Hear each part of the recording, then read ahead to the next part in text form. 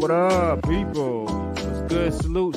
Yes, sir. Yo, what's good, everybody? Salute to the tribe. We're hip hop and comics and hip hop. We're a niche channel. We're a niche channel. And reserved for the best is super dope. I do sell comics. Check me out on Instagram at 6th_element_comics. Yeah, because comic books are the sixth element of hip hop.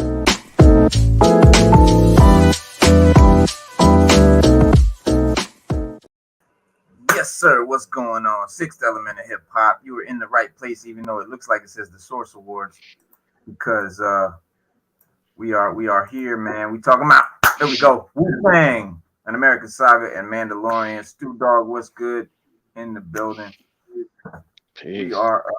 Yeah, man. So what's good, guys? It's Wednesday. Welcome to the show. And you already know Wednesday is Wu Wars Wednesday. We talk about that Wu-Tang and that Star Wars.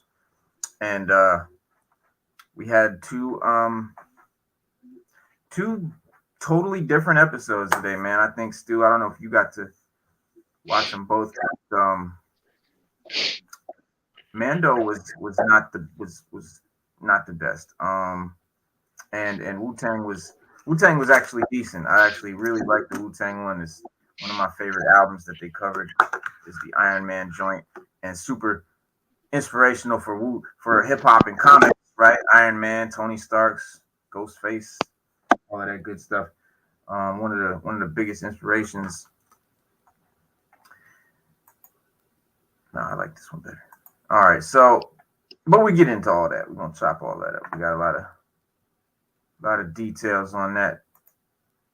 But before we do, we have well, actually no, let's hop right into that. Let's get into the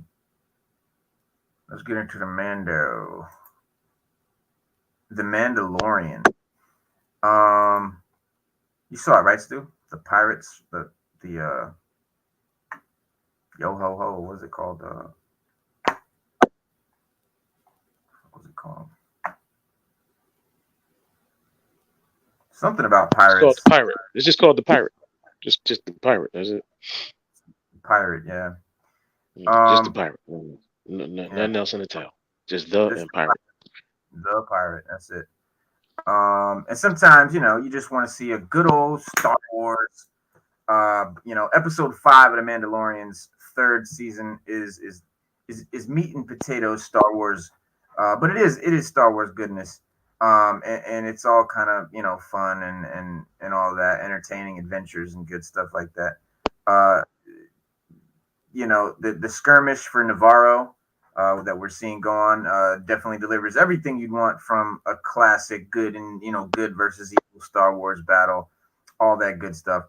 The season's larger story develops in tantalizing ways that in the background, making this one of the more robust episodes of the series, with the dueling, storylines going on and whatnot.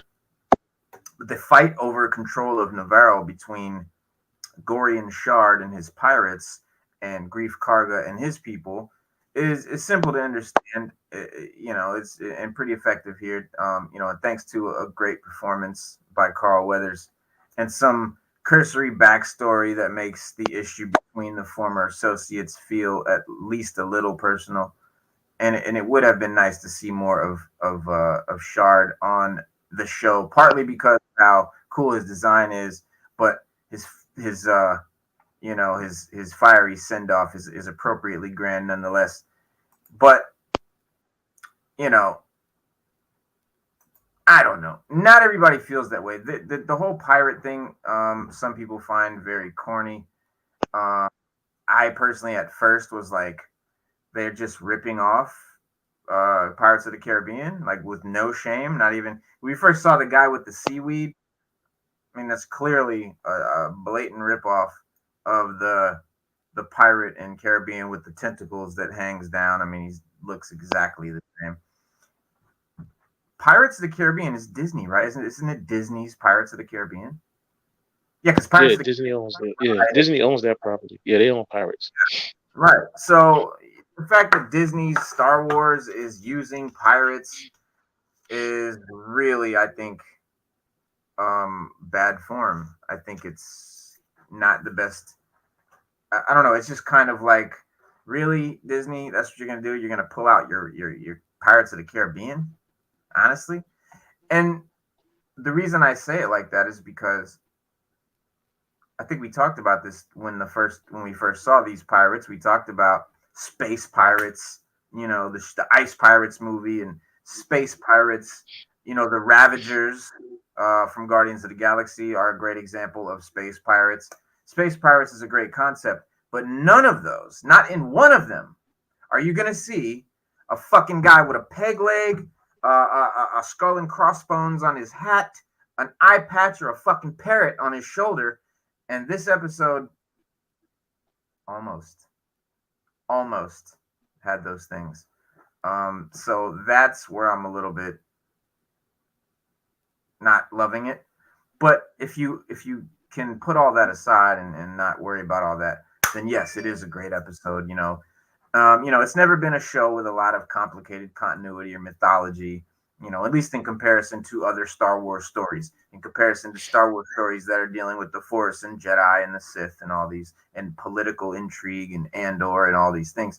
Mando is just gunslinging, you know what I'm saying? Bounty hunting, adventure stories, and that's what it is. But there have been a few foundational events throughout the run of the series, and some cool, obviously some amazing shit. But one of these amazing things happened in the tellingly titled season 1 episode The Sin, when Din completed his assignment to deliver the child to the client, and then immediately changed his mind and returned to rescue his little buddy. But Din and Grogu escaped with the help of the hidden Mandalorian covert on Navarro. But because the Mandalorians revealed themselves, and the Imperial forces later arrived to destroy their enclave and chase them away.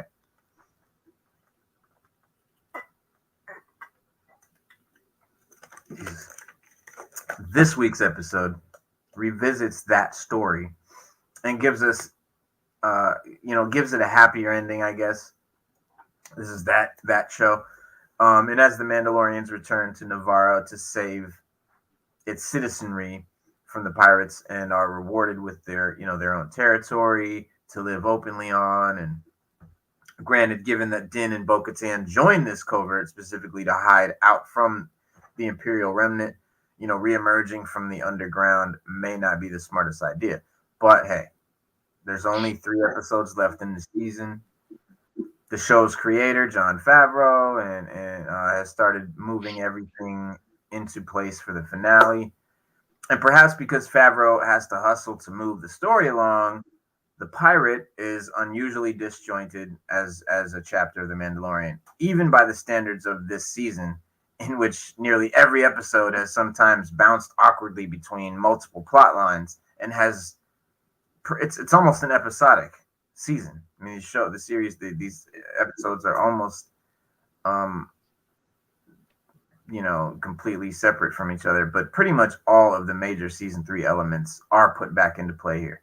So this kind of brings it back together, and including the stifling New Republic bureaucracy on Coruscant, the efforts of the High Magistrate Grief Karga to civilize Navarro, and the mystery of what happened to Moff Gideon. They find the ship and no Moff, the prison ship. He's gone, right? So, and it looks like there's some Beskar evidence left behind, so it looks like some Mandalorians are responsible for springing Moff Gideon from the prison ship. And I did hear something about Moff Gideon wearing Mandalorian armor this season. I don't know if that was a rumor, but that's what they're saying. They're saying Moff Gideon is going to be donning Mando armor at some point for some reason, in some way. I don't know if he's chilling with the Mandalorians and doesn't. Because remember, Darth Maul got down with the Mandalorian. Darth Maul was the leader of the Mandalorians at one point. So having a bad guy, on their squad is definitely not something they're opposed to. The mystery of what happened to Moff Gideon, the splintering of Mandalorian tribes, right, past Vizsla's unwelcoming attitude and Bo-Katan's encounter with the mythosaur, and not all these pieces, fit together neatly, and we haven't really solved all these issues. But the title, the pirate, refers to Gorian Shard, right? The king who Din and angered in the season premiere, with the when the pirate mothership descends on Navarro and starts terrorizing the locals. Grief Karga puts in a call to the New Republic starfighter captain Carson Teva, and who in turn asks for help from the Mandalorians. The not so reliable R5D4, it turns out, tipped Teva off as to where Din has been hiding. And after a rousing speech from Paz, who had his mind changed about the covert's new members when they saved his son's life, Bo-Katan makes a plan of attack and leads the tribe into battle. It was kind of funny, though, how Paz started his little speech. Remember? You saw it, right? Did you see it? Yeah, I've seen it. Okay. So you remember how he started the speech? He was like,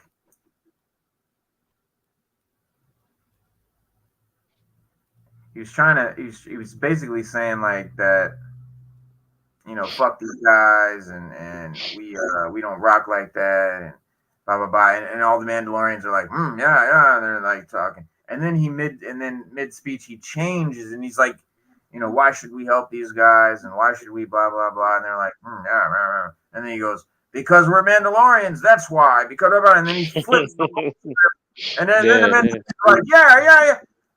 I hate that they did that because it makes the Mandalorians look super fickle. Like they're just gonna change what, like, pause. First he's saying this, and they're like, yeah, yeah, and then he says this, and then they're like, yeah, yeah. Like they're not that fickle, bro. Mandalorians pretty much, they're very stoic and they're very set in their traditional ways, and they're not gonna be easily swayed by a sentence. But anyway, Disney Star Wars, right? The Mandalorians versus the Pirates sequence is some real old-fashioned Saturday matinee stuff, leaning hard into some of the scenarios, goofier aspects. The pirates have the big old steering wheel on the bridge of their spaceship, for example, and the guy has a fucking peg leg, Stu. Come on.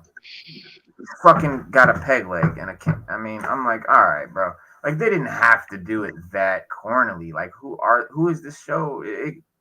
Again, man, it confuses me who this show is for. I thought it was for like Star Wars fans, but now it's like, is it for 9-year-olds who don't know and like wouldn't care that there's pirates on, But I don't know, man. I can't blame Kathleen Kennedy anymore. I can't point the finger at her anymore, because she doesn't have a whole lot to do creatively with this stuff. This is all Favreau. And he's been making some really questionable choices, in my opinion.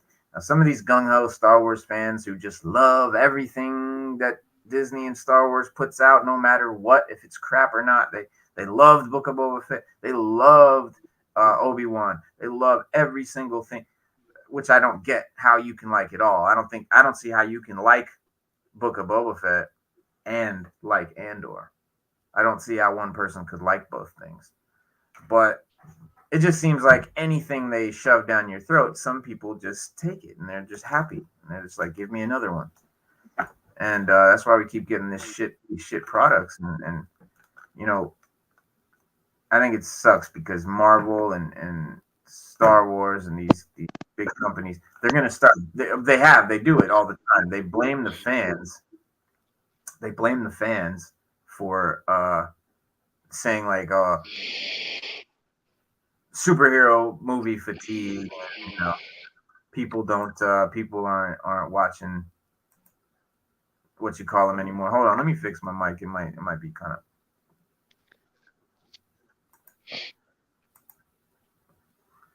wacky. Yeah, that's It not. sounds like you're like it's got an echo. Like it sounds like you're in the back of a room. Like, How's this sound? That's normal. That's Is normal. that better? Yeah, that's normal. That's All normal right. right there. Cool. That's normal right there. Yeah. Nice. Yeah. Yeah, I'll for be snitching. Definitely. Um, Yeah, that's normal right there. Davy Jones' Locker is the one. Yeah, you Slade. Yeah, exactly. Yeah. I don't know, man. It's hard because it's a good show. I mean, there was a couple things even in I think it was the second season or first season where like I started to notice the Disney-fied, like some of the aliens, they've got these aliens that basically just have bulldog makeup on. When did Star Wars have dog aliens?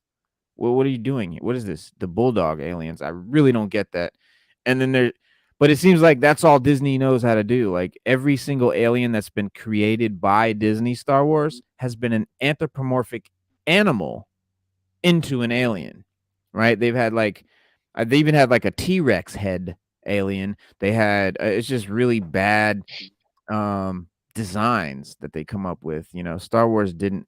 They had aliens that lent themselves towards certain type of animals, creatures, because like the sea, you had the sea alien, like the guy with the tentacles, head kind of resembles a squid. Like we get like that's okay.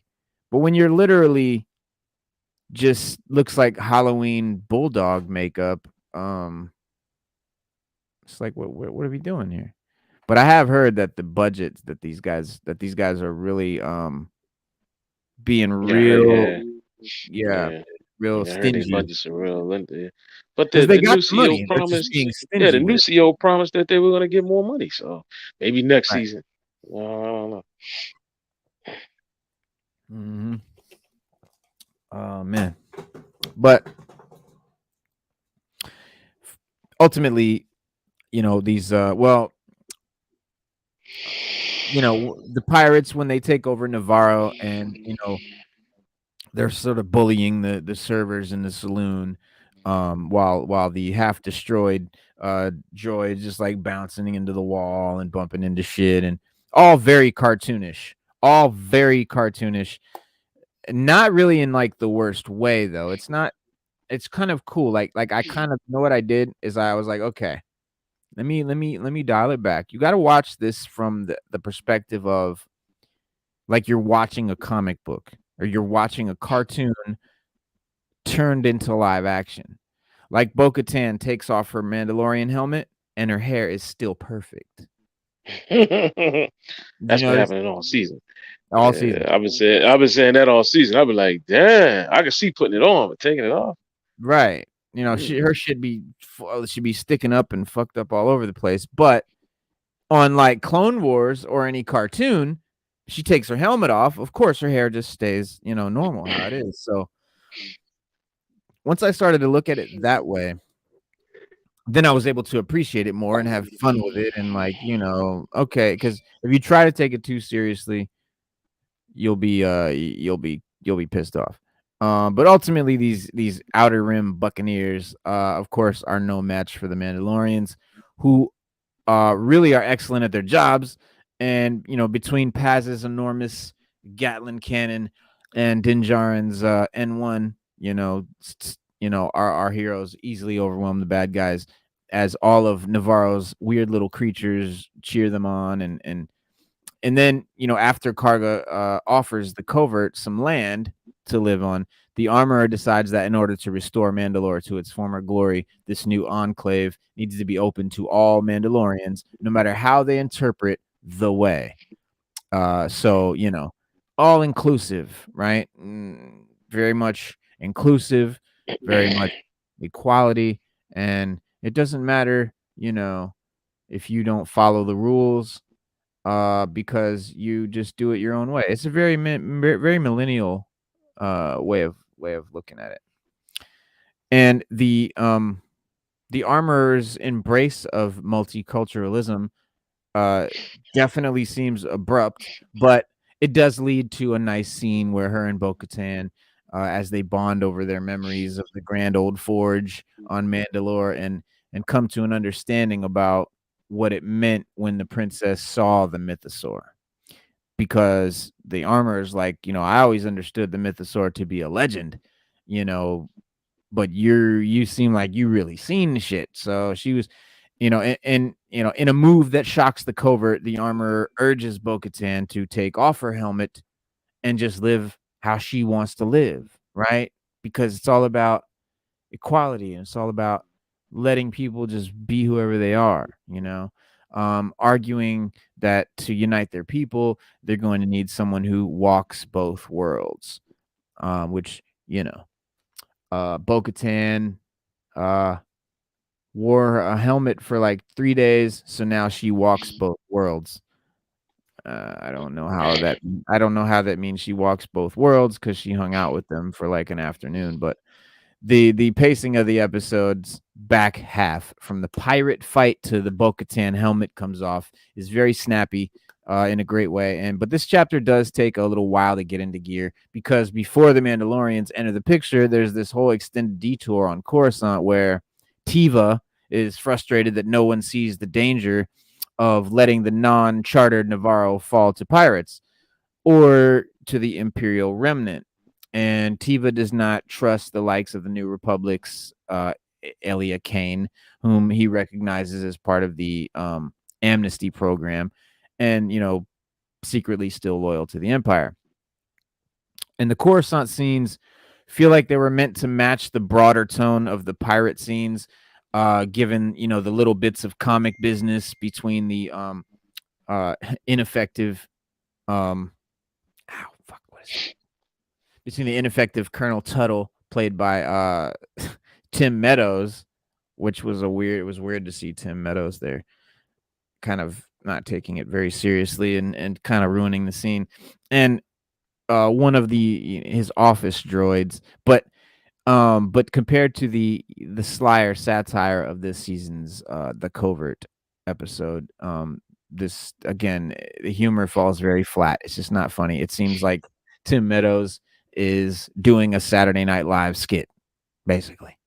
And it's kind of like, oh, I get to play in a Star Wars movie. Let's put on the Star Wars suit and ham it up, not taking it very seriously. And it comes off that way. But still, in the end, everything this week serves a purpose, whether it is to settle some old business on Navarro or set up future conflicts. And we end with Tiva again returning to his base when he comes across the wreckage of Moff Gideon's prison transport, and we find out there's no Moff. The evidence that some Mandalorians may be responsible for him helping escape is there's a little piece of Beskar in the cracks that they somehow noticed in the dark crash of the ship. Another thing that was strange, Stu, I don't know if you felt this way, but when he had the little drone and was flying around inside the wreckage, and it was just they had just flown into the wreckage, and I think that showed some feet of one dead guy and like maybe another dead guy floating over here. And right about that time, he goes, "Yeah, Moff Gideon is nowhere to be found." Did you search? You just came in and just saw 2 bodies. There's a whole ship here. Yeah, he ain't even started scanning until I can see if he did a scan, but he didn't do a scan until he said, "Well, let's try to figure out who did this." And then he scanned the ship. You would think he would go in there and scan the ship first, and then be like, "All right, Moff Gideon here. We got 4 people dead, and the chunk of Mandalorian armor of Beskar in the console."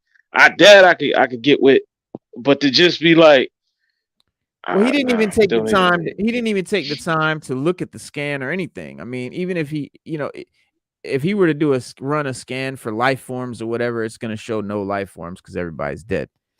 And at some point, even if it could somehow scan the DNA of everybody on the ship and find out identities of who they all were and shit, it would take a little longer than a third of a second to decipher all that information. It just seemed really bad. But again, this episode was so much just a cartoon in live action. That's basically, it was like an animated show. And I'm not really saying that's a bad thing. It's just not what the Mandalorian has been. So it was weird to try and get into it that way, because but now that I look back at the season, and I don't know if you may or may not agree, this whole season I think has been that way. A little bit different than the rest. And but like I said, he searches the prison transport, and they decide some Mandalorians must be responsible for it. And just when they found a welcoming home, the Mandalorians are probably going to get rousted again, because I think what they're setting up here is they're saying, like, the Mandalorians on Navarro are chilling. They've got their new home, and now the Empire, or not the Empire, but the guys on Coruscant think that Mandalorians broke Moff Gideon out of the prison transport. So it's a setup. Basically, is what I'm saying. It's a setup for the next episode for the Mandalorians to get attacked under suspicion of breaking out Moff Gideon. We may find out that Mandalorians did break him out, but they were just another tribe, another faction, right? Another covert. So that's entirely possible. It could have been Mandalorians. They just might have been other Mandalorians. So, but this is the way. Grief Karga's warning to Gorian Shard: "Don't mistake my hospitality for weakness," sounded a lot like a line from our present day reality that it threw me out of the scene for a few seconds. And the moment is indicative of some of the overall clunkiness that works against the episode, I think, at times. And the rocking tune playing at the spinward bass reminded me of a great episode of Strong Songs podcast, and digging into Nicholas Britell's music for Andor. And it was the podcast host noted how a pop song playing at a club in one Andor episode is heard in different variations and contexts throughout the season, subtly building out the world of the show by imagining what an intergalactic hit might sound like, or how you might hear that hit all over the place like we do. And then for anybody that grew up with Star Wars action figures and remembers the excitement whenever a new droid would be added to the line, that was always dope when it would be a new droid. It'd be like, oh. And then it's been wild to see all the different types of protocol droids and astromech droids that they're putting in here. And I think that we'll probably get a lot of Mandalorian action figures now, Black Series figures. We'll probably get a lot of these Mandalorians that you see in the background. They're going to end up putting out figures. So I can't wait for that, because I sort of collect, Mandalorians. How many have you got?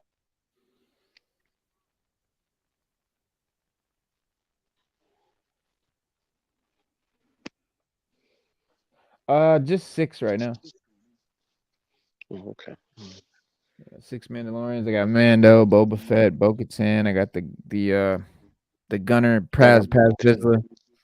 I got Bo-Katan. Sabine. I think that's the only one I got. I only got Bo-Katan.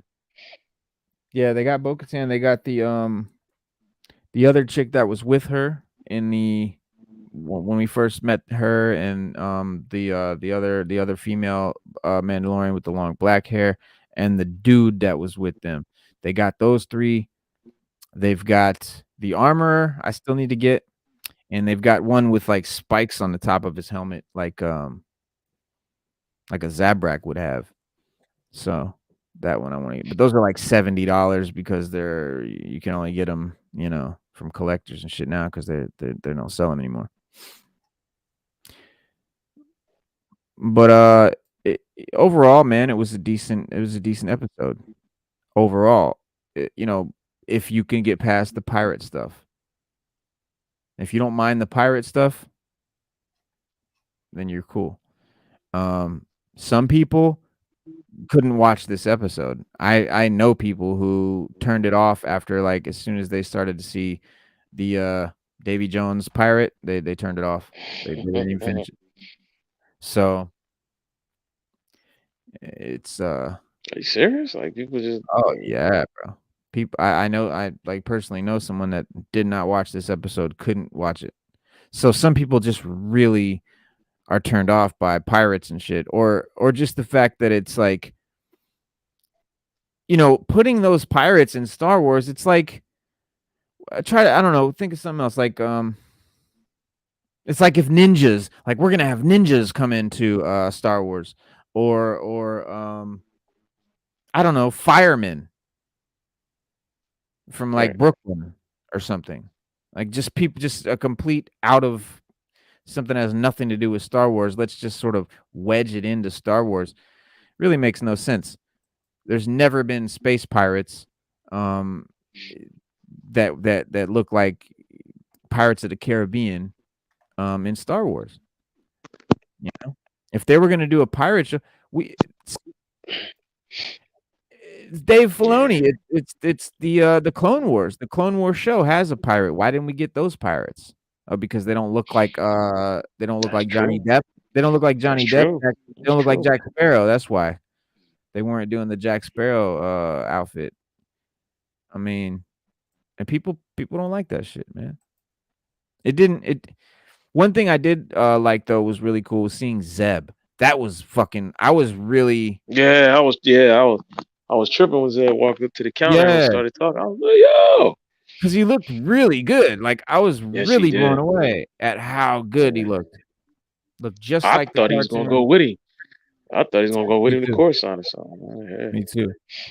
And it's funny because Zeb in the show Rebels, I don't like the character at all. I don't like, and it's like in Bad Batch. The big goofy guy. I hate him. I hate characters like that. I hate big, dumb, goofy characters that act like idiots for no reason. And it's just like silly. It just does nothing for me.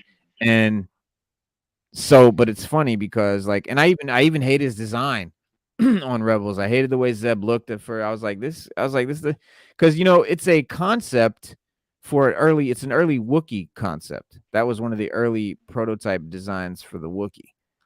And they didn't use it for obvious reasons. And then now they're using it, and so that's cool. But seeing him, for some reason, just seeing him in live action was really cool. Like, I really liked it for some reason. I was like, this is awesome. Like, it looked really good. And basically what it told me was, in the Ahsoka show, we're going to probably get more than just Ezra. We're going to probably see Zeb and Sabine. And I mean, I know we're going to see Sabine and Ezra. So now we know that we're also going to see Zeb. And I'm not sure what the deal is with Kanan. Because that would be incredible if Kanan was in it. I forget where he is. If he's dead or something, I'm not sure. I forget how Rebels went. But yeah, Zeb definitely was cool. One of the original crew members of the Ghost from Star Wars Rebels came over and wished Tiva luck at that bar and shit. And then Tiva went to Coruscant and all of that shit. But that was one cool moment. Yeah, it was. Man, I thought the episode was okay, man. I thought it was all right. Yeah, it was not bad. I think you know what it is? It left me wanting more. That's what it left me wanting more. Like, I just like, if you was gonna do this episode, it should have been longer. Like, the longest episode we got was an hour. No, how long was it? About 40 minutes, something like that. Yeah. It should have been an hour. It should have been as long as the one they talked about. Wu-Tang was an hour. Wu-Tang was an hour. Yeah, no. We should have got an hour out of this, because you could have showed the pirate. You could have given us a little more. You're gonna give us the pirates. Like, if you're not gonna give us a lot of episodes, give us longer episodes. I mean, first season, 8 episodes. I didn't want no more. I didn't want no more of this episode. I didn't want no more pirates, bro. I don't want no more of them damn pirates. Yeah. That's the only thing. The pirates are corny as fuck. Not space pirates. Space pirates aren't corny. I think space pirates is a great concept. Space pirates in the 80s were great. I don't know. It's a good concept. What's a good concept? If you have spaceships, just like you have the ocean, you have ships, and space is obviously more vast than the ocean, you're gonna have pirates. It makes sense. There's gonna be pirates. There's gonna be people out there stealing ships and robbing ships and all this kind of shit. So pirates make sense. And even pirates and Star Wars, it makes sense. But what I don't like is the fact that they didn't even try. Like they tried to make them look like Pirates of the Caribbean, right? There's no reason that space pirates in a galaxy far, far away, a long time ago, would be wearing nautical stuff from the 1800s Earth. It doesn't make any sense. And then the fact that they literally made that Davy Jones character with the seaweed face, it's kind of, it's like, I don't know, it's almost insulting. It's like, I don't know, man. Are you trying to pull that over on me, bro? Like like, are you serious right now? I don't know. But I'm not I'm not really shitting on the episode. Like the episode itself wasn't bad. No, I get it. Now, I mean, I think nobody really cares for pirates. Like since Pirates of the Caribbean, I think we had a little too much of that, and they That's just what I thought. yeah, everybody's just kind of like burnt out on it. That's what I I thought. played Destiny. And they gave us a season of the pirate, and nobody played it. Everybody was like, "Yo, like this is like whack." And so everybody was like this. And you get on the game and people like, "Yo, nobody's playing Destiny." I'd be like, "Cause nobody likes pirates." And all we Right. got then we just got all this pirate, just like I mean, theirs didn't look like Pirates of the Caribbean, but it just was. We just burnt out on pirates. Like we burnt out on pirates. Nobody wants to see pirates. Nobody wants pirates. Nobody just. It's gonna be a good 20 years before we can get pirates back. Pirates become cool again. I mean, pirates. I've never been a pirate. I've never been a fan of pirates. And Reno, they talking about rebooting Pirates of the Caribbean. Yeah, I mean, and listen, that's cool. For Pirates of the Caribbean, go ahead if that's what But if I want to watch pirates, like I'll watch Pirates of the Caribbean, not Star Wars. And if I want to see, and listen, if you want to put pirates in Star Wars, that's cool. Put pirates in Star Wars. Just don't make them look like the pirates from the movie that you guys did. I mean, it's a Disney movie. It's Disney. We know that Disney owns Star Wars. Like we know that you're using your own product there, and it's really like, I don't know, man. I just find it to be like cheap. It's like cheap. It's like, it's like, oh, we already got these pirates. Let's just use those. I don't know, man. Not into it. But who knows? The Star Wars Jedi Survivor game. The story trailer came out today. Yeah. Signal. Do we have it? Are we gonna show it? Or we have it? Or no?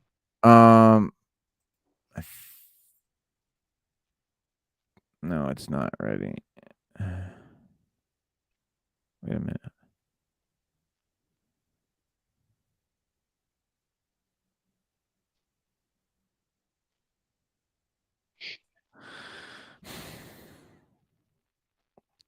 Did Lance Riddick die? Yes. Wasn't he supposed to be in John Wick? He was in John Wick. He completed John Wick. He was supposed to do a Hellboy game. That's what I'm talking about. Hellboy game. Yes, he was either I don't know if they finished it or how far they got, but he passed. And like to me, it was a surprise because nobody knew he was doing it. Like nobody knew he was voicing Hellboy in a video game. I mean, that'd be cool because everybody likes his voice. See, this is him in a game, but this is Destiny 2. It's probably Destiny 2. We all know him as Commander Zavala in Destiny 2. And that's even a question of how they're gonna move forward. I mean, AI can imitate your voice. We know that. So I'm not, nobody's really worried about, but we'll wonder how they're gonna move forward. Are they gonna do it? Are they gonna get a new person to voice them? Because when we started out in Destiny, they had Peter Dinklage was the voice of the ghost, and then they switched it to the guy that did the Uncharted videos, and I forget his name. So everybody's been in the tower paying Commander Zavala respects and stuff because we know that's Lance. It's Commander Zavala, but it's Lance Riddick. And he's been the voice since day one. These are just different games that he's been in. There he is as Blade. Ace Blade, yeah. When was he Blade? Oh, that's not Blade. That's fucking That's Resident Evil. Resident Evil. Yeah. Why was he dressed like Blade in Resident Evil? I don't know. Somebody fracked that one up.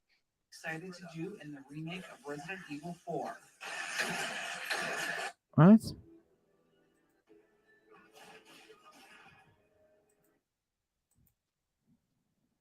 Yeah, I don't get it. Is that supposed to be Blade?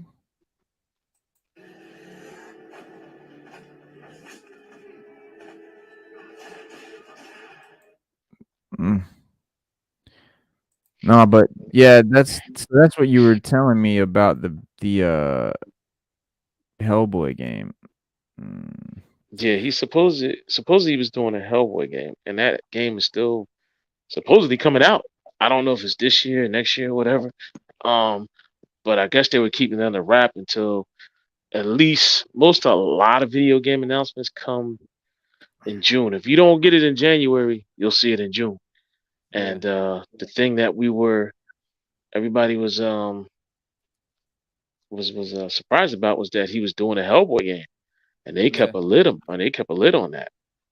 So he actually, to hear him as Hellboy, if they finished it, I don't know if he did all his lines or whatever, but if they finished it, that's going to be the last voiceover we hear from him or have heard Right. from him because of the fact that he died. So moving forward with Destiny 2, we don't know how they're going to proceed. And even with Horizon, the Horizon games, he was Silence in the Horizon games, and Thorak, and Legend of Vox Machina. So he did a lot of voice work, man. But we're gonna have to see how some of these games that get sequels or have sequels coming, how they're gonna proceed forward. Moving on, especially Yeah. Destiny. He definitely had a permanent job as Commander Zavala.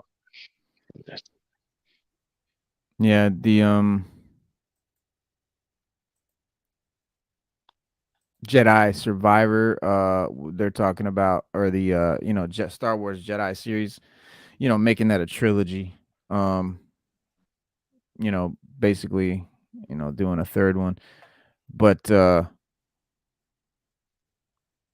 with the impending release of Star Wars Jedi Survivor, Star Wars, just Star Wars gaming is one of the it's in I think it's in one of the better spots that it's been in the last few years. And it makes me wonder, like, Star Wars and superhero shit, like, is dominating, the big screen and all of that, but not really so much in gaming in either one, and that's weird because it needs That's a to problem. happen. That's a Yeah. that's a problem, because a lot of people keep asking where are the Star Wars games. Like people, Jedi Survivor, I think is the only game we're gonna get this year so far, Mhm. and then I think we might get maybe two more. I'm just perplexed at how Disney's handling that, man. Like, What I don't get, Stu, is why they won't just give us the game that everybody wants.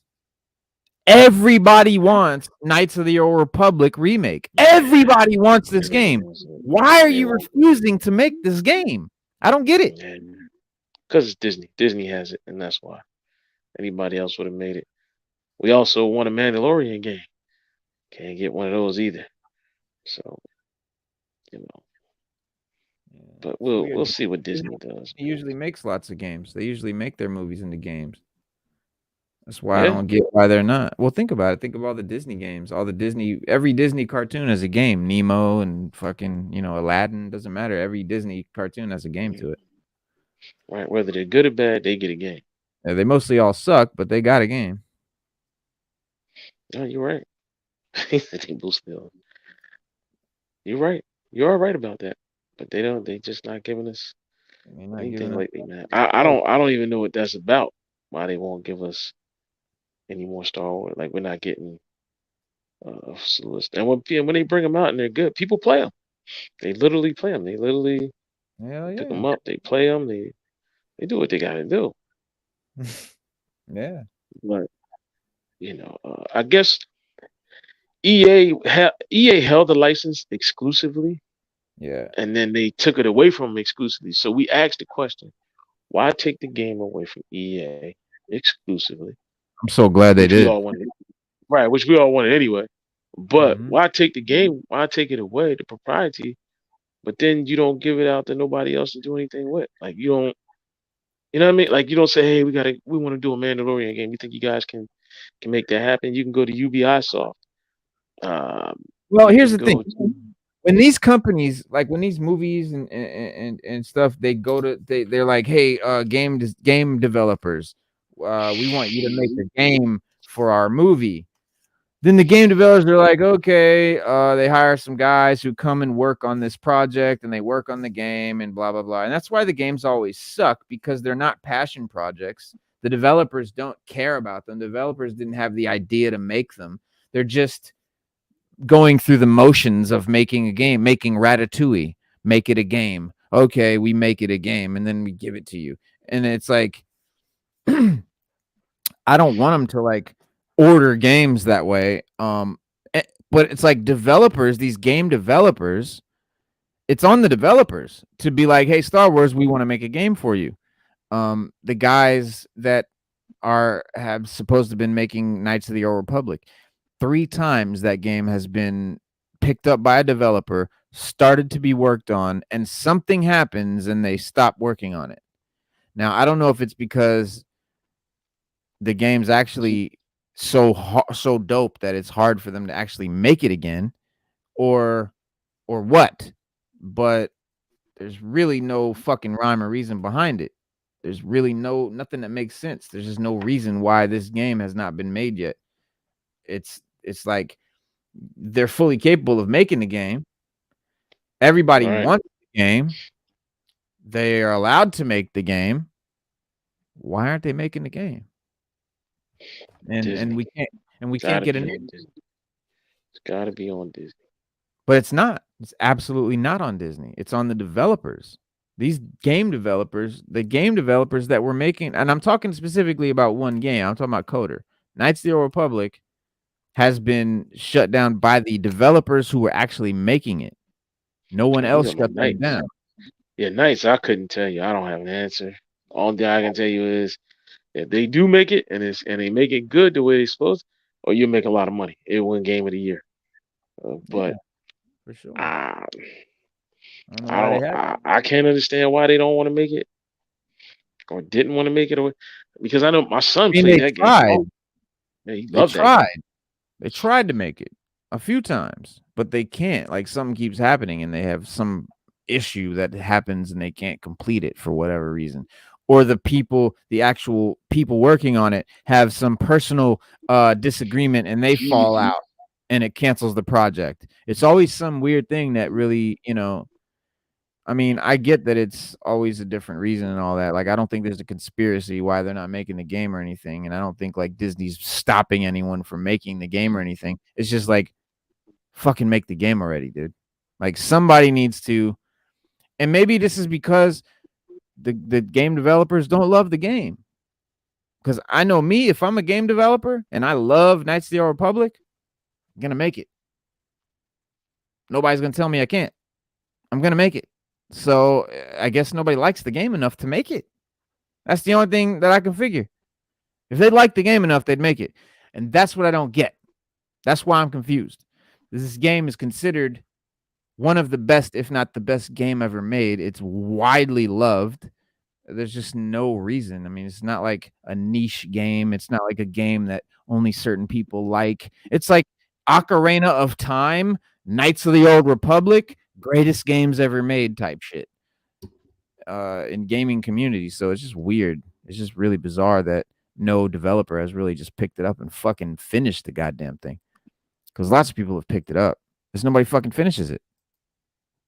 They don't finish it. It's not that they haven't started making. 3 different developers have started making the game and just stopped for whatever reason, different reasons. They just can't seem to fucking finish the goddamn thing. This is very frustrating. It is, man. But at the same time, Like you said, it's just developers, man. I mean, we can start a Kickstarter project and do what we got to do.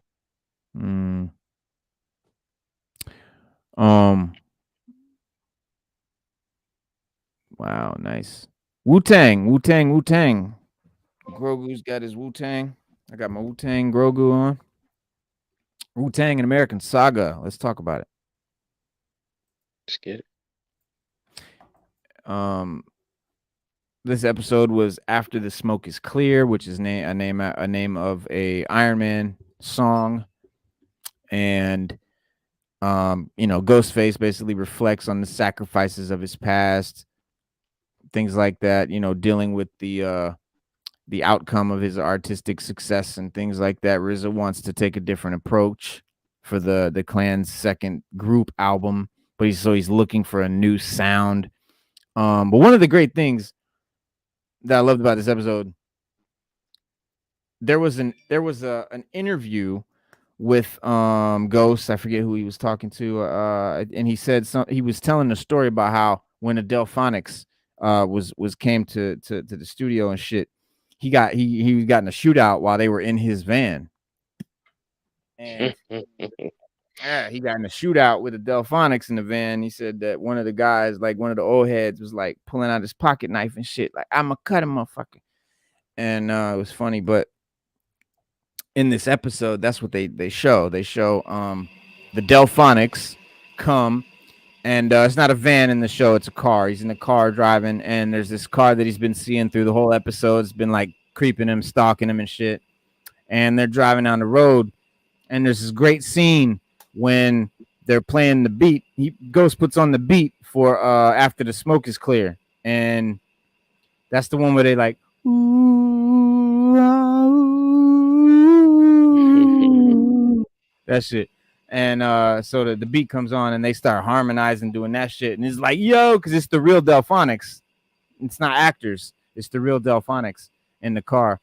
And they start harmonizing, and the car rolls up, and Ghost just pulls the pistol out and starts dumping on the car, and they're all like, what the fuck? And but it was cool, man. It's cool to see that scene acted out, because that's one of the doper, like, cool, production stories and shit.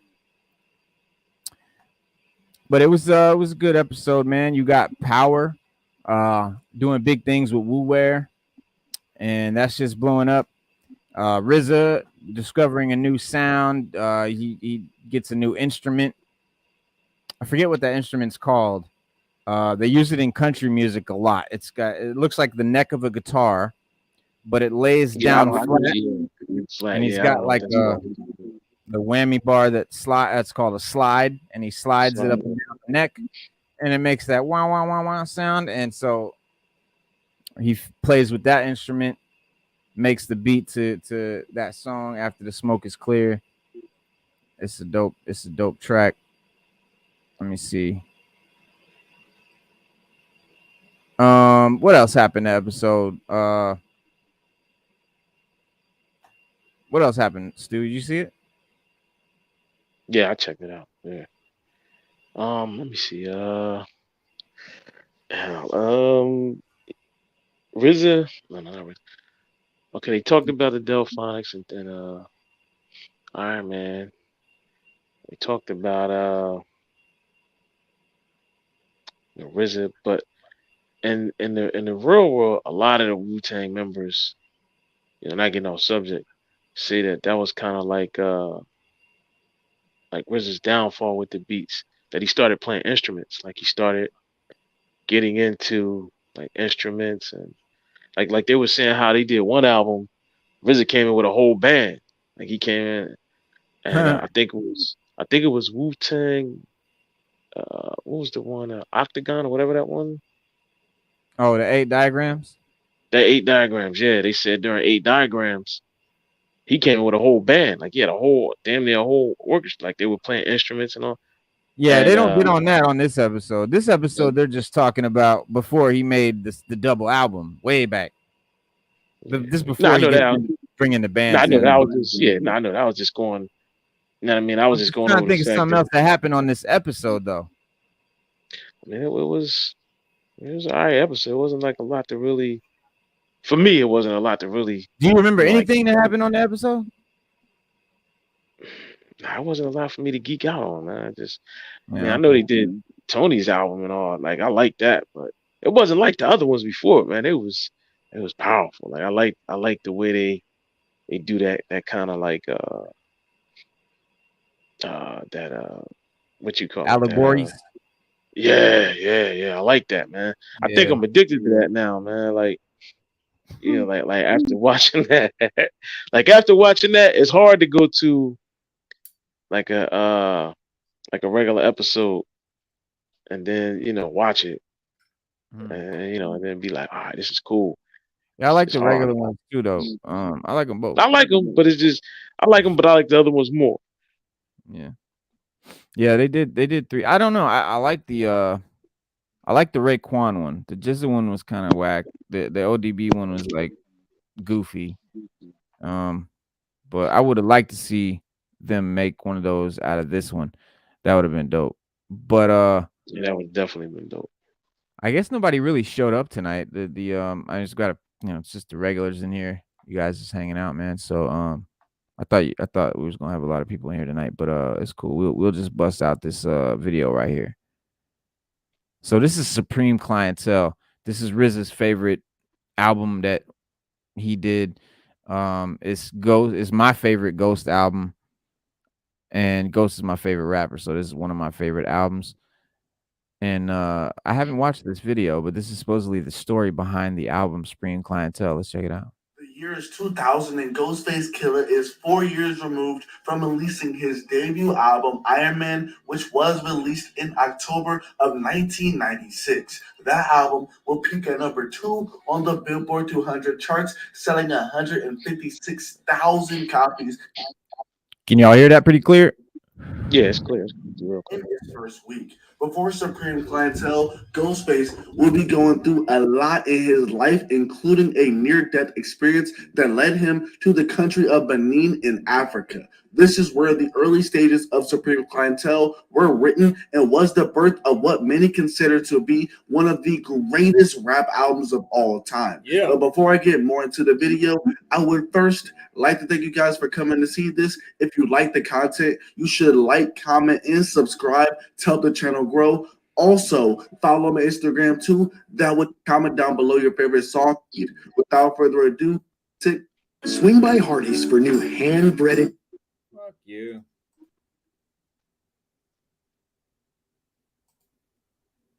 Ghostface Killah would be the 5th member of the Wu-Tang Clan to release a solo album after the group's debut album. Before the release of Iron Man, he was heavily a part of Raekwon's Only Built for Cuban Links album, which I recently did a video on.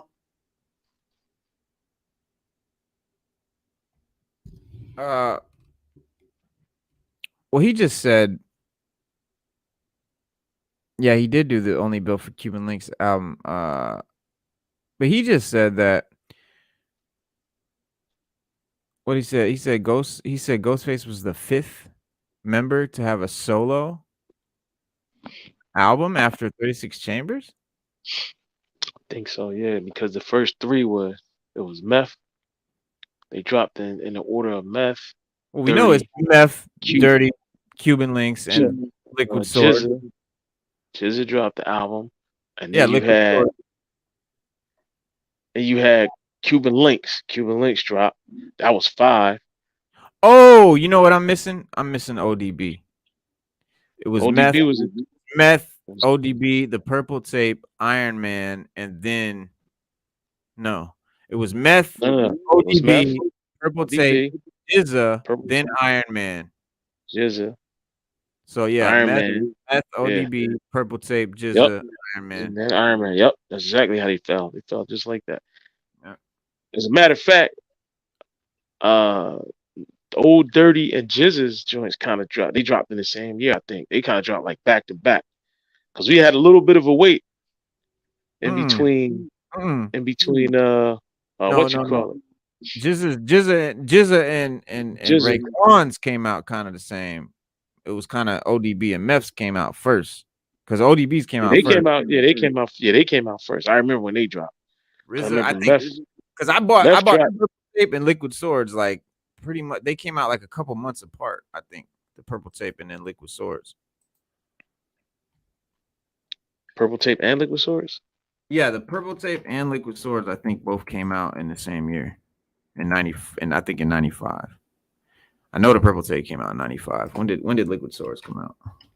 Liquid Swords came out like 95. Yeah, they came out in 95 also. Yeah. So Cuban Links came out in August, and then Jizza came out in November. So August, September, October, November. So yeah, it was Cuban Links. It was Cuban Links. Then I know Cuban Links, Jizza, then Iron Man. Mm-hmm. And then we waited like 2 years or something like that. It was a long time before we got another whole Wu-Tang album. And then they came out Wu-Tang Forever. I remember that because I bought that and I bought Gravediggers in the same year.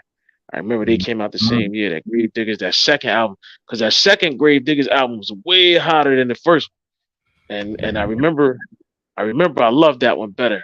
The pick. You think so? You like the second one? You like the second? Yeah, I like the second one way better than the first one. First one was good. I can't listen. I don't front on it. The first one was good. I don't front on it. I bump it to this day. But the second one was more of my favorite, man, than the first one. I mean, the second Capadonna. They were both great. They were both really great. I will. Yeah. And then Cap dropped that Pillage joint. I remember buying the Pillage. Pillage was my like shit. that. Yeah. Cause I didn't buy like really like another Wu album from a member until Meth dropped that to Cal Judgment Day. And that next. That first Gravediggers came out before fucking the Purple Tape or Liquid. Yeah, it did. It did. Who was bumping that first? Yeah. Because the first, matter of fact, Reno, I'm gonna keep it a buck. I had bought Wu-Tang's album, then I bought the Gravediggers. Yep. And then Meth Joint came out. I remember buying Meth's joint that winter. And then I remember buying Meth's joint like September.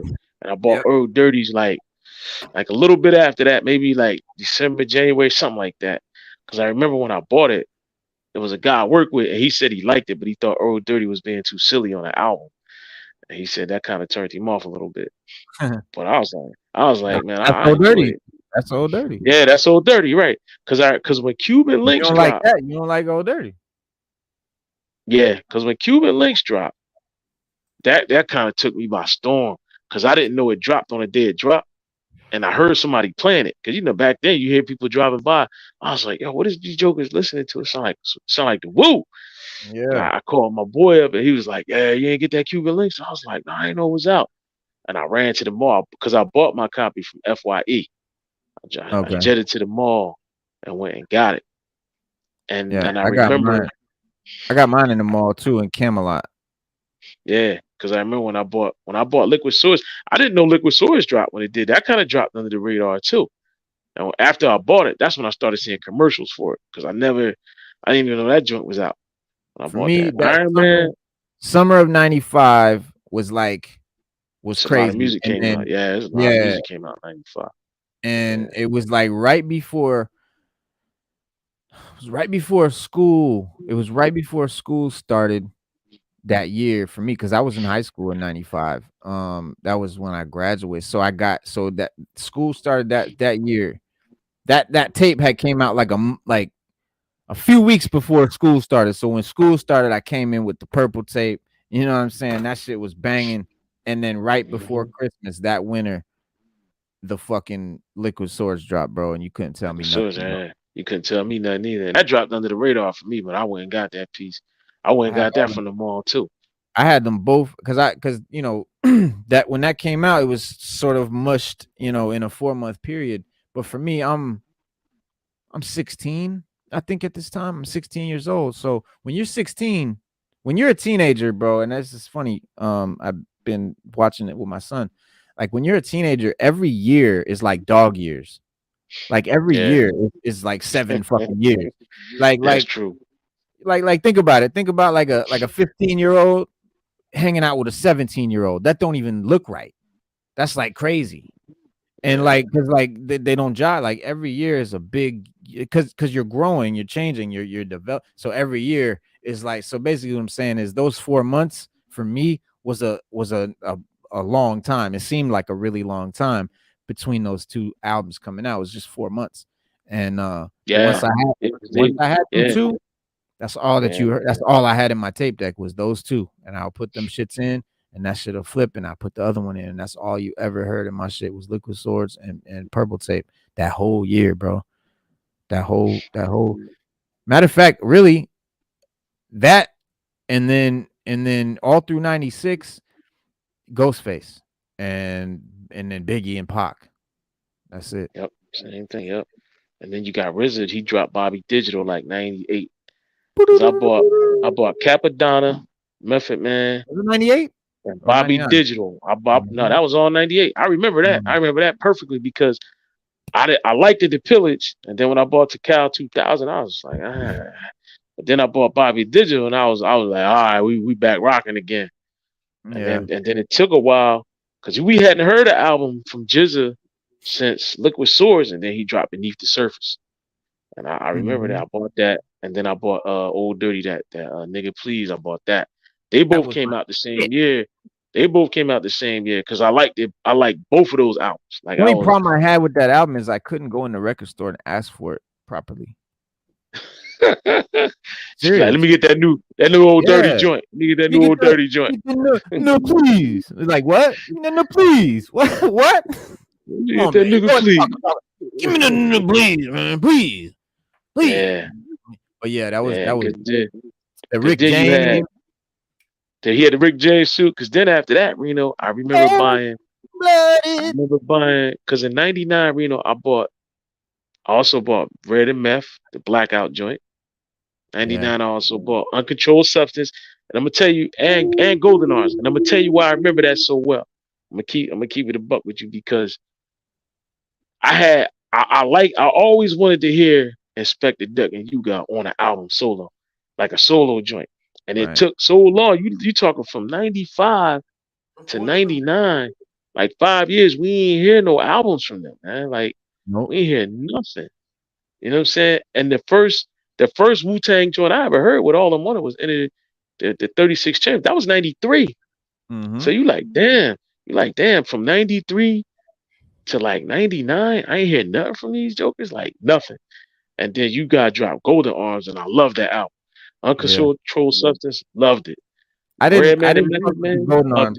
I never fucked with the You Got albums. But I did love. I love the first Deck album, Uncontrolled Substance. Uncontrolled Substance was dope, and it was it's very underrated.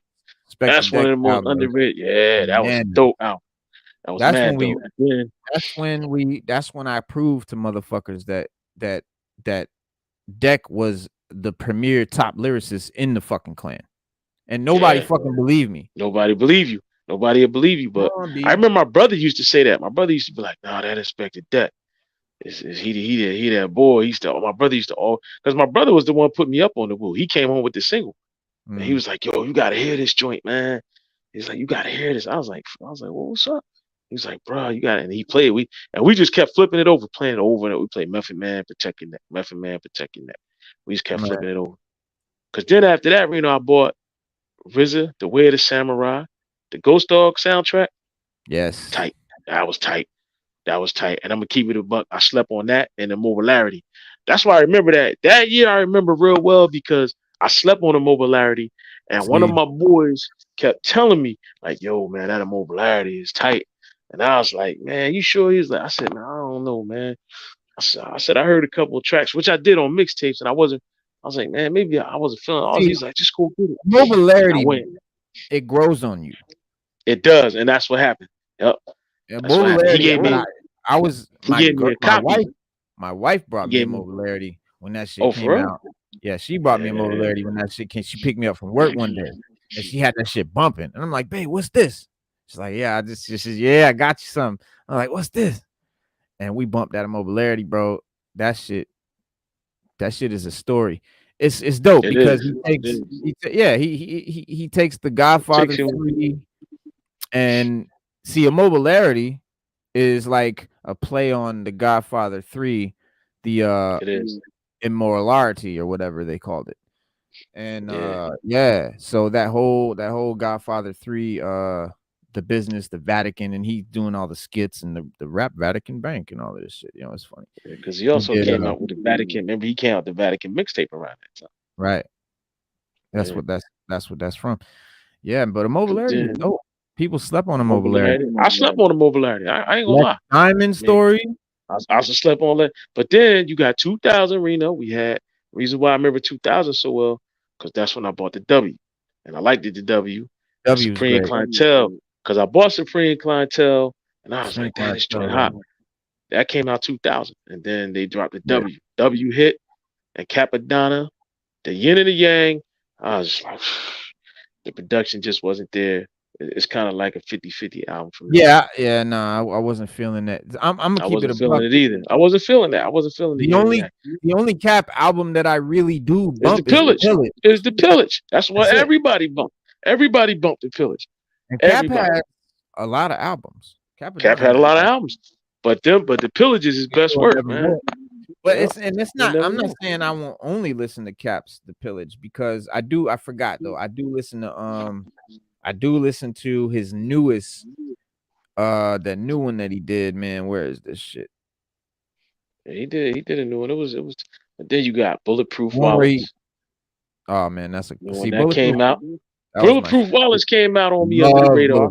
I love Bulletproof Wallace, bro. And the reason why is because we only got 2 Wu albums. We got three. We got RZA. No, we got Cap, RZA, Ghost, and then we got Iron Flag. And out of all them joints, them joints was kind of like. Iron Flag was good though. Iron Flag was not bad. Was good. No, I don't front on Iron Flag. I like the Iron Flag. It grows up. Thank you. It does. Because then the Jizza, I ain't heard nothing until Jizza dropped Liquid Swords, because I ain't heard Jizza in a while. And then the same black gifted in music, gospel, jazz, and even hip hop. The same black with his own language, spirituals, ebonic slang, scat, and even bebop. Beauty is black, people. Black is beautiful. Check. Today it was a good day. I made a couple dollars, it's a good day. I'm chilling with the fam, it's a good day. Nobody died on the app, it was a good day. Wait, today it was a good day. I made a couple dollars, it's a good day. I'm chilling with the fam, it's a good day. And nobody died on the app, it was a good day. That's that shit. I fuck with that album. Yeah. Then we had Liquid Swords, that was 02. And then Trials and Tribulations of Russell Jones, that was 02. But that was just the greatest hits. But the one that dropped that I did like, that's underrated, The Movement in 03. The what? The Movement in 03. That was during the 50 Cent. Oh, yeah. Yeah, because you had that. In 03, you had The Movement, The World According to the RZA, Birth of a Prince, and Cap dropped The Struggle, which I didn't like.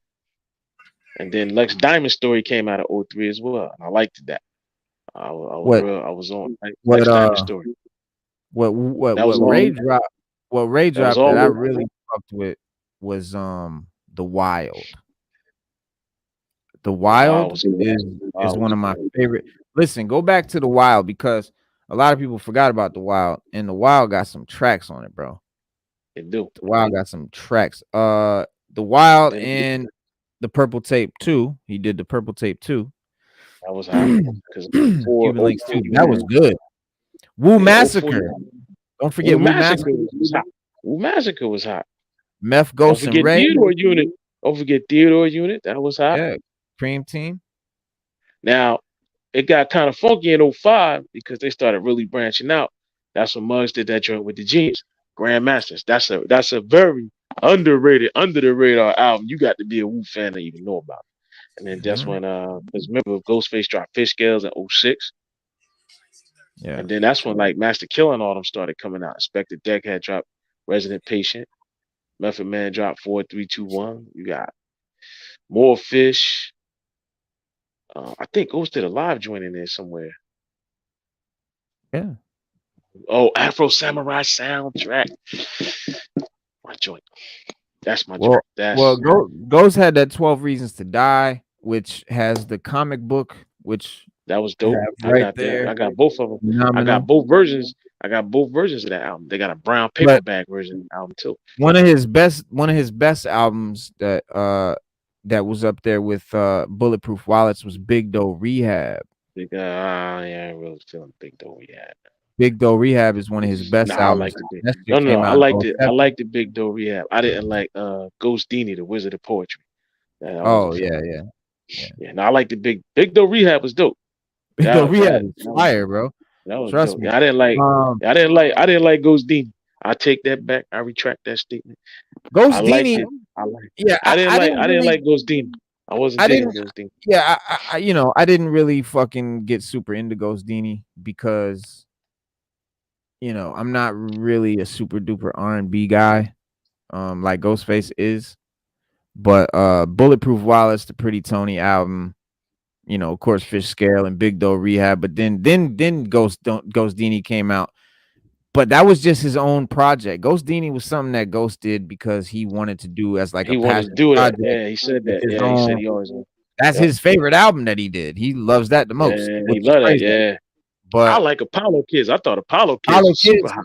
Apollo Kids That came shit out was next. hot. And that was That crazy. shit was hot.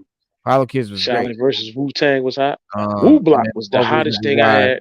Now Wu Block was 36 the hottest thing. seasons. Yeah, 36 36 seasons was hot. seasons. Yeah, But the Master Killer. Don't new forget one. the Master Killer joints. Don't forget the Master Yeah. Killer joints. We ain't talking about Selling My They're okay. Soul. It's not my We ain't talking about favorite. Master Killer Live and all that.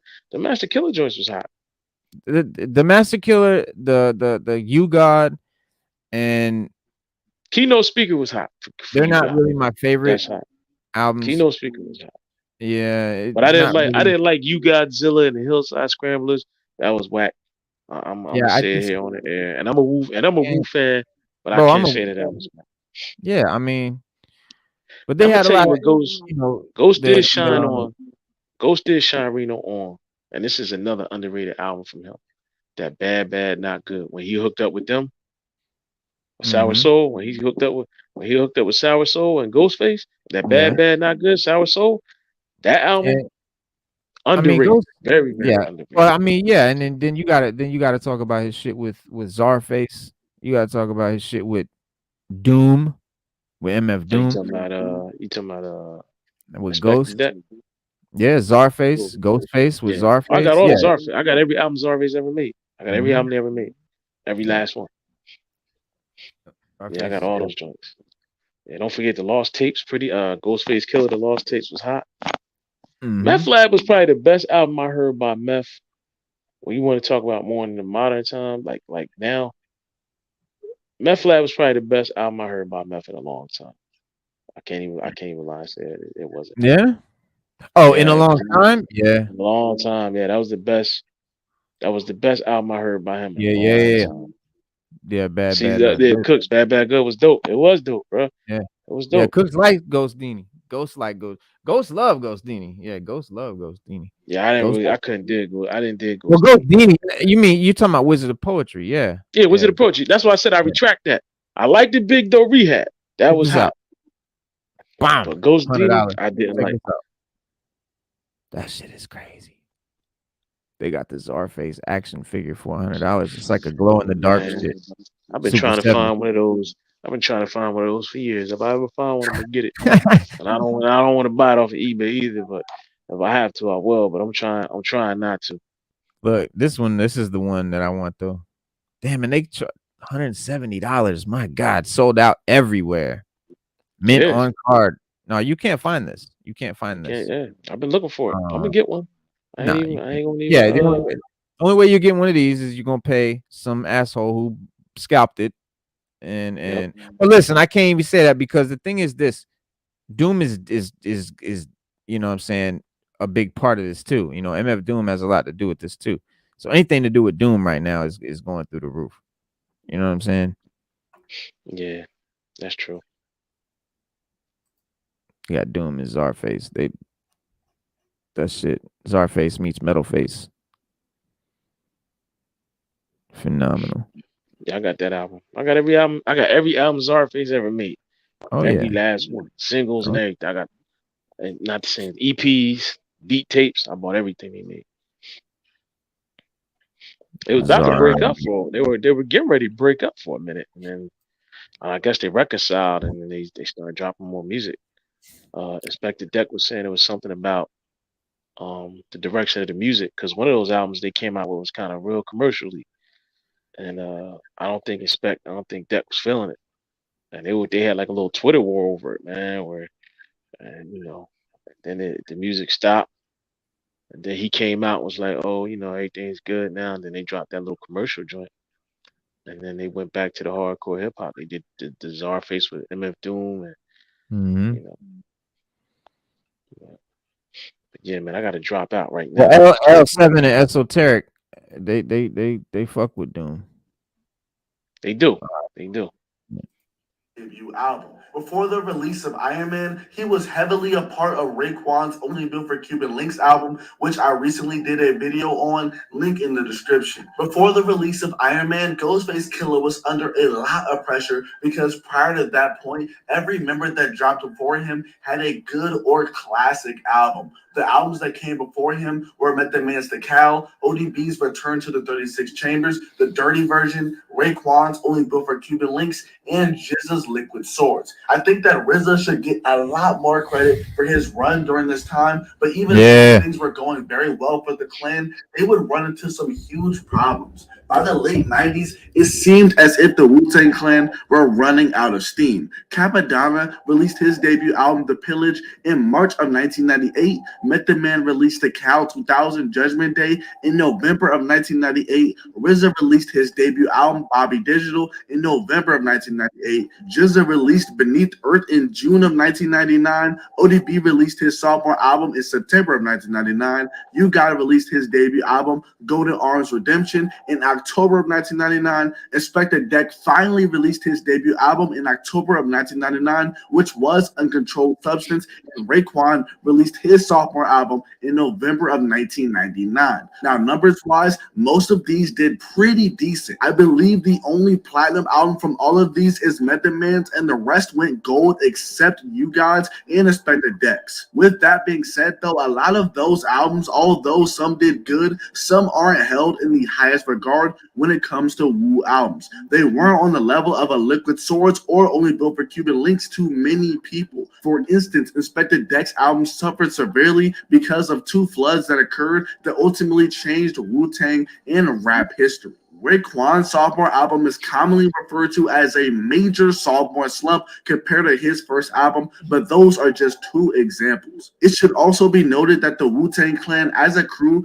dropped the album Wu-Tang Forever in June of 1997, and that album did very well and is actually their highest selling album to date, with it being 4 times platinum. With all this being said, I just wanted to give you a little backstory on the events that happened prior to Supreme Clientele to give you guys a picture of what was happening with the crew. Ghostface Killah is seen as someone who really held down the crew musically during the late 90s and throughout the 2000s. The beginning of Supreme Clientele was written in Africa, in the country of Benin, where Ghostface Killah underwent a spiritual and cultural awakening. In an interview, Ghost said, F all this Tommy Hilfiger, Polo, all this stuff. They don't give a F about none of that in Africa. Everything is the same. But over here, everybody want to be better than the next. Nah, it's not like that over there. They might be effed up money-wise, but trust me, them and Memphis is happy. Them dudes in harmony because they got each other. While Ghostface Killah was in Benin, he wrote the early parts of what went on to become songs like Nutmeg, One and Buck 50 in a dirt floor hut. The reason why Ghost went to Benin is because he didn't trust modern medicine. He went to Africa to see bush doctors after his diabetes had gotten to the point where it almost killed him. Ghostface lived in a small village with no running water and wrote rhymes to no music. This trip to Africa would also impact his writing style, with Ghostface saying, when I was rhyming on Nutmeg and One on Supreme Clientele, I made a style that I couldn't even tell what it was. I just wanted to use some words that sounded good with each other, and everybody's trying to decipher what I mean, when really I don't even know what it means because I had no beat. But something said, make a record, write a verse real quick, just putting words together, whether you mean something or not. Just put them together. That's what I did with Nutmeg and One, but it was Nutmeg that set it off. Upon coming back to the U.S., Ghostface had some legal situations that he had to deal with. Ghostface Killer was charged with robbery from an incident that took place in 1995. There was an altercation outside of a Manhattan nightclub during which a ballet attendant was allegedly assaulted and robbed of $3,000. With this, Ghostface ended up spending 27 days locked up after pleading guilty to a lesser charge of attempted robbery. To make matters even worse, in 1997, Ghostface was arrested in Harlem for wearing a bulletproof vest and weapons possession after being stopped by police for a traffic violation. With this case, Ghostface ended up being locked up for 4 months. In the summer of 1999 is when he was finally released. This obviously delayed Supreme Clientele because the album was supposed to drop in May of 1999, then was pushed back. Yo, I know Stu gotta get to work, man. So we'll recap on that next Woo Wednesday, man.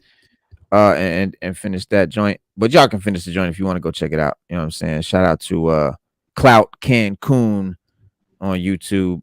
Supreme Clientele, the story behind the classic. We was just chopping that up. But y'all already know, man. We about to call it a night. Stu gotta go. We will be back Saturday though. Monday, Wednesday, Saturday, 7 p.m. We're gonna be live here every Monday, Wednesday, and Saturday at 7 p.m. All right. For those that's used to the show coming on at 6:30, we had to bump it up, so now it's gonna be 7. We appreciate you, Slade. Thank you, man. Shout out to Corey Adris, Slade, salute Cooks, Diamond, Onyx, peace, everybody in the chat. And anybody that's new that just come on, rewind it, watch the replay, subscribe, leave a comment, come back Monday, Wednesday, Saturday, 7 p.m. and we'll be right here chopping it up with y'all. Peace. Peace.